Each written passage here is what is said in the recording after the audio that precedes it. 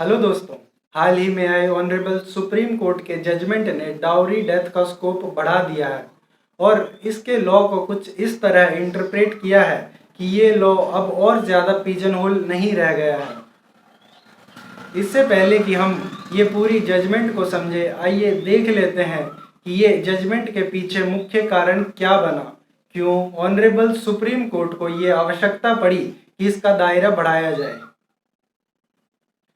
तो चलिए जानते हैं कि इस पूरे मामले के पीछे क्या कहानी है और कहां से इसकी शुरुआत हुई। अंत में क्या है ऑनरेबल सुप्रीम कोर्ट का judgement Satbir versus state of Haryana के केस में। ये सब शुरू होता है 1 जुलाई 1994 को, जब सतबीर की शादी हुई थी। शादी के एक साल बाद 31 जुलाई 1995 को सतबीर के घर वालों ने लड़की के घर वालों को फ़ोन किया और बोला कि आपकी बेटी क्रिटिकल कंडीशन में हॉस्पिटल में है। जब तक लड़की के पिताजी हॉस्पिटल पहुंचते, लड़की की डेथ हो चुकी थी और उसी वक्त ये भी नोटिस किया गया कि उसके शरीर पे बर्न्ड मार्क्स के निशान भी थे। सतबीर के खिलाफ 304 बी और 306 आईपीसी के तहत लड़की के पिताजी ने एफआईआर करवाई। इस केस की जजमेंट आती है 1997 में और सतबीर को दोषी करार देते हुए ट्रायल कोर्ट ने सजा सुनाई 7 साल की 300 बी के तहत और 5 साल की 306 के तहत। सतबीर ने उच्च न्यायालय में अपील फाइल की और तकरीबन 10 साल बाद honourable Punjab and Haryana high court ने अपील डिसमिस कर दी।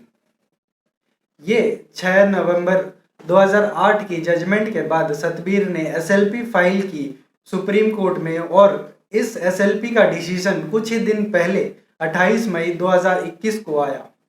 इस जजमेंट में ज़्यादा फोकस किया गया है सून बिफोर डेथ के इंटरप्रिटेशन पर।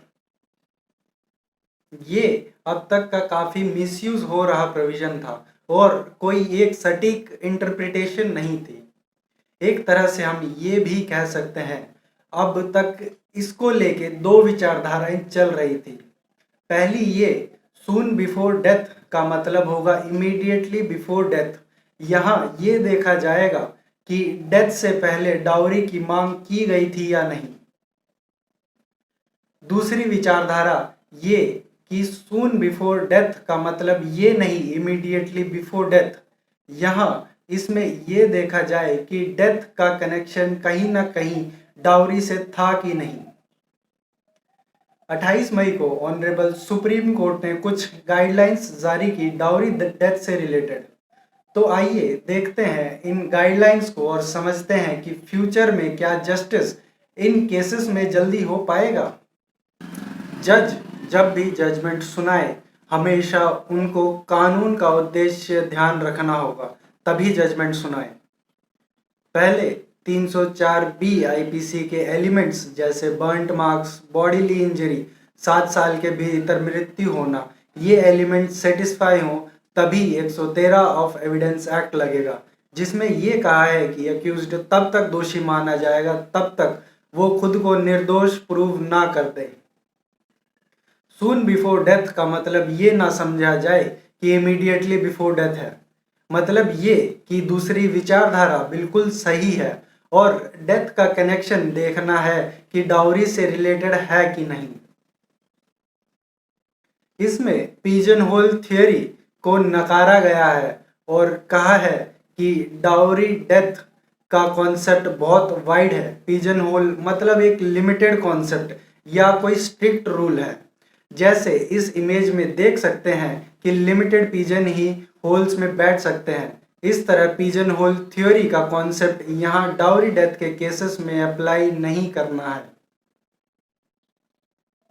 313 सीआरपीसी के तहत फेयर ट्रायल हो, अक्यूज्ड को एग्जामिनेशन ठीक तरीके से हो, इसको लाइटली ना लिया जाए और इस प्रोविजन को बस एक प्रोसीजरल फॉर्मेलिटी की तरह यूज ना किया जाए। कोर्ट को सवाल एक्यूज्ड से करने होंगे ये मानकर कि वो गिल्टी है इस अपराध का। कोर्ट इस प्रोसेस को रिजेक्ट नहीं कर सकती। बैलेंस्ड ट्रायल हो, मतलब ये कि जस्टिस भी हो और टाइम पर हो। हर व्यक्ति का ये fundamental right to speedy justice है। परिवार के बेगुनाह सदस्यों को सजा ना हो, ये ध्यान रखना जज का काम है। अक्सर ये देखा है कि दो लोगों के विवाद में, मान लो हस्बैंड और वाइफ के विवाद में, परिवार के दूसरे सदस्य जो वहाँ मौजूद भी नहीं है उनको भी फंसा दिया जाता है। तो ये कोर्ट को ध्यान रखना है कि कोई बेगुनाह को सजा ना हो पाए। ये सब गाइडलाइंस थी सुप्रीम कोर्ट की, जो कि ट्रायल कोर्ट को और बाकी अन्य कोर्ट को भी फॉलो करनी है, और ये आम आदमी को भी जानना बहुत ज़रूरी है। तो इसमें सुप्रीम कोर्ट का क्या जजमेंट था 28 मई 2021 को? क्या सतबीर को सजा हुई थी? Satbir versus state of Haryana में सुप्रीम कोर्ट ने सतबीर को दोषी माना था 304 बी के तहत, और 306 आईपीसी के चार्ज को हटा दिया था। अगर आपको ये पूरी जजमेंट पढ़नी है तो नीचे डिस्क्रिप्शन बॉक्स में नंबर पर मैसेज ज़रूर करें। धन्यवाद। आपका दिन सुखद हो।